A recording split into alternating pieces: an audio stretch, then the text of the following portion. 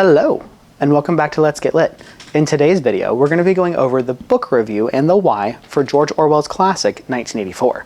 So join us as we kind of dissect this complicated story and get a little more clarity on it. First and foremost, let's talk about the why. Again, I need to preface this, I am not a scholar, I am not an English teacher, I am simply a guy who is on YouTube reading these stories, trying to help others out. So here are my hot takes on why I think people teach this in school. First and foremost, the entire overall arcing theme of this book is about government, politics, society, and a really distorted future if the wrong people or if the wrong types of people are in power. So the entire premise of this story is about Winston Smith, who is old enough to know a world before the government of the party before they came in power. He's also grappling with the realization that this new government is destroying mankind every hour of every day. And this is done through the erasing of history that we see through the book, having citizens accept substandard conditions of living, to even rearranging how their brains think and work. It does tackle some very big issues. This book is also a commentary about how the general public will often choose happiness over their own freedom. This is explained because George Orwell makes allusions to modern day society. And even though this book was written in the earliest 20th century, for those of you on YouTube, the 1900s, it still is applicable to today. There are still governments around the world. I live in the US. Some of these thoughts and patterns are happening here. And a big example of this is the way the party members willingly let themselves forget or even alter their own memories for the sake of being correct with the government. Another thing is the party, or the society of the party in the group, is also fine with treating some human beings as animals, or even considering them to be animals instead of humans. In the book, The Proles, if you have read the book or have followed along with my series, people of the inner party, the outer party, they view the Proles as animals. Like, they don't really deserve to live. We're not going to mess with them. Society willingly lets the party commit these horrible atrocities to other people just for the sake of being correct. Here is the next thing. It's talking about government. Here is where it often gets misquoted from different groups. This book of 1984 is not singling out any single party in the US system or any singular party in a government around the world. It is not saying the Republicans or the Democrats are doing this. It is saying the government as a whole is doing this.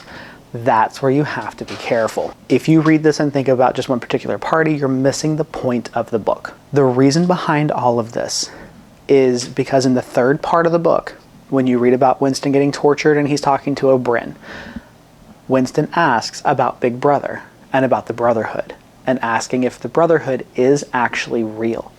And O'Brien tells him that it only exists for the party's benefit.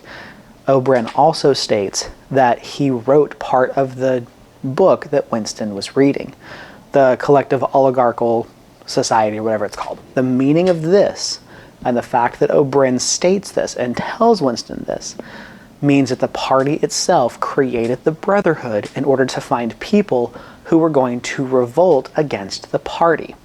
That way they could capture them, torture them, electroshock therapy, and brainwashing them into believing the party's values and then releasing them back into society. That is what the whole point of it is. So it is not talking about one party versus the other, it's talking about the collective and how governments will purposefully put out rebellions so that way they can catch the revolutionaries. Also, this book openly and to a degree graphically depicts human life and its thoughts and emotions in a world where if this government were in place. So we're going to talk about some of those issues which are very adult and very matter-of-factly. So if you have sensitivities, skip a little bit ahead until we get to something else. So we, as a collective group, cannot gloss over what the book is trying to cover. Winston, in the beginning, has terrible thoughts about the dark-headed woman because he believes that she is part of the thought police or going to spy on him or going to turn him over. And he has visions of killing her and other inappropriate, very inappropriate things that he wishes to do to her. And the book goes into graphic detail about this.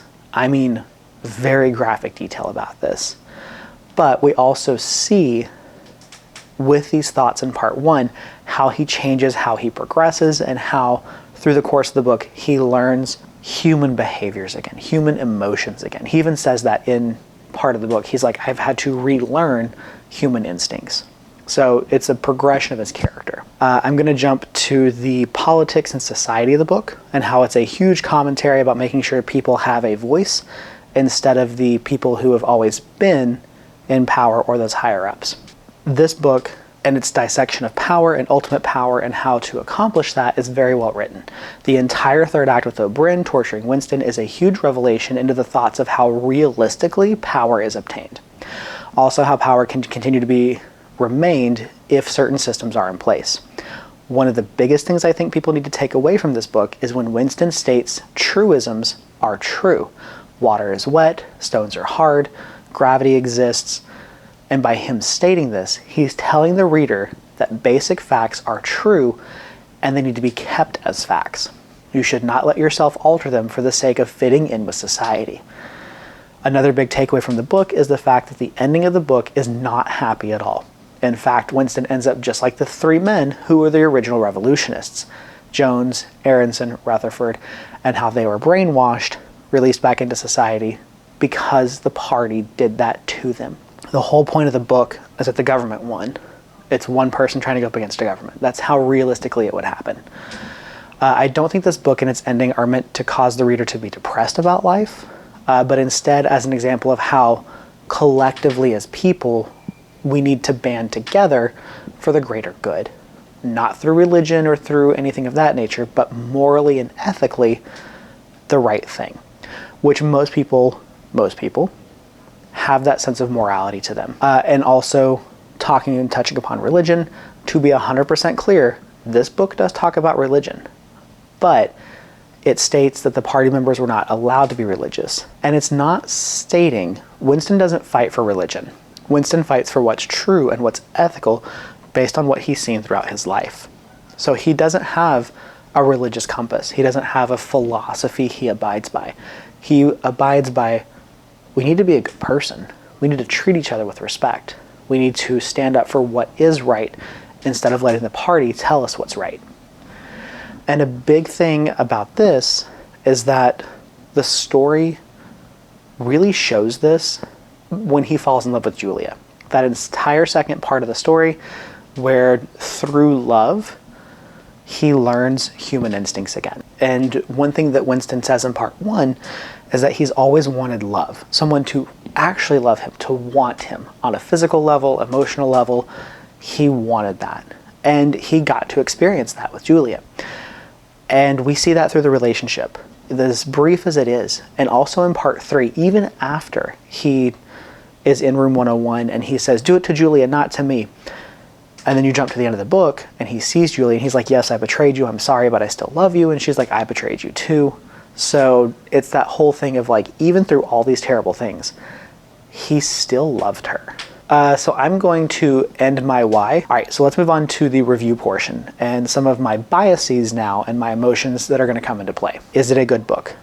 I love this book. Having now read it, it is in my top 5 books I've ever read. I think this book is a wonderful, important period piece and a warning, and a graphic one at that, about the future and what it possibly holds. I 100% see why this book is banned from certain schools and certain states. And it is because, it kind of sounds silly to say this, but the reason it's banned, I believe, is because it allows people to think for themselves. It allows people to form their own opinions, to question the government, which I know that's a big thing people don't want to do, but I think it's healthy to challenge your belief system and to challenge your government based on the laws they're enacting or what's going on. It is good to, quote unquote, have a brain. You need to make decisions for yourself. You need to think about things. You need to weigh options, morality. Should we be treating certain people this way? Should we not? X, Y, Z. So I think that's wonderful. And again, like I mentioned before, I now see why this book is often, the famous quote is, the 3 books that are misquoted the most: the Bible, the Constitution, and 1984.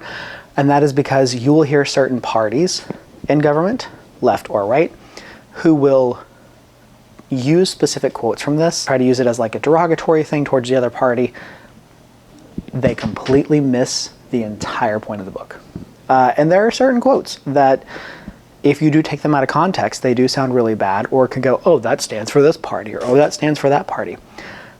The full lesson and moral, they walked right into it and didn't see it.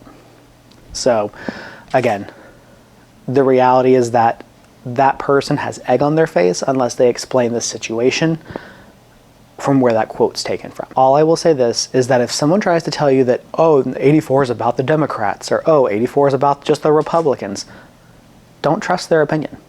They haven't read the book. They have not seen the full circle. Because anyone who's read the book will know it's condemning the government as a whole. So that's where I'm going to say that. I'm going to just basically say they can't grasp larger concepts. After that, let's move on to another review. I love the characterizations of the book. I think these characters are phenomenal. I think Winston is done really well. Julia's really well done. O'Brien is really good. I think the characterization of Big Brother is really good. And I think every person fits their piece of the puzzle that they need to. I like the ending of the book. A lot of people may not. I will say that with this book, it's not a heroic ending. It's just not. I feel like if Orwell had tried to make him this huge heroic character and had him conquer something great and defeated the party, it would lose the rest of the book. The rest of the book would not be as meaningful as I think it is with this ending. Do I recommend this book? 100%. I feel like if you are of the ages of 15 or up, read this book. Just know it's got some graphic material and depictions, etc. But I think it's a wonderful book. I think everyone needs to read it and needs to be taught about larger concepts. Not cherry picking here and there and using it for your own rhetoric. Take it as a whole, because then it's going to mean so much more. Every student in the United States needs to read this book. I'm going to leave it there. I've talked long enough. I hope you have a wonderful rest of your day. Please remember to like, share, and subscribe. And if you have read this book, let me know down below what you thought of it and if you'd enjoyed it. All right, have a wonderful day. I will see you next time. Please remember to stay lit.